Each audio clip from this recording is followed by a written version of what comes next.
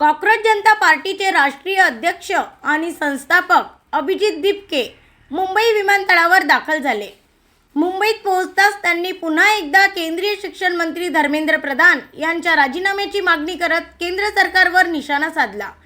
Cockroach जनता पार्टीचे राष्ट्रीय अध्यक्ष आणि संस्थापक अभिजित दिपके आज मुंबई विमानतळावर दाखल झाले। यावेळी प्रसारमाध्यमांशी संवाद साधताना त्यांनी देशातील शिक्षण व्यवस्थेतील त्रुटी आणि राष्ट्रीय स्तरावरील परीक्षांमधील कथित गैरव्यवहाराबाबत केंद्रीय शिक्षण मंत्री धर्मेंद्र प्रधान यांच्यावर टीका केली।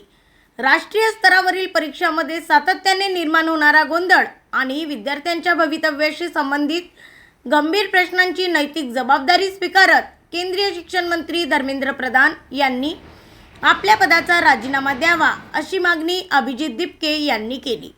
देशातील विद्यार्थी आणि पालक शिक्षण व्यवस्थेतील अनागोंदीमुळे त्रस्त असून सरकारने याबाबत जबाबदारी निश्चित करून आवश्यक ती कठोर पावले उचलावीत असेही त्यांनी म्हटले।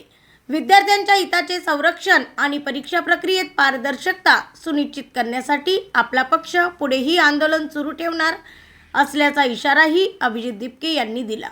ब्युरो रिपोर्ट एमबी न्यूज महाराष्ट्रातील बातमीपत्र नवी मुंबई।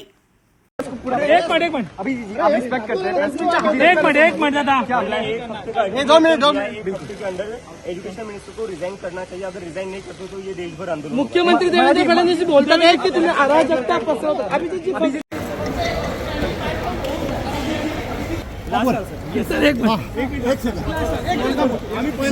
सांगू इच्छितो आज दिल्लीत आम्ही प्रदर्शन केलेले आहे।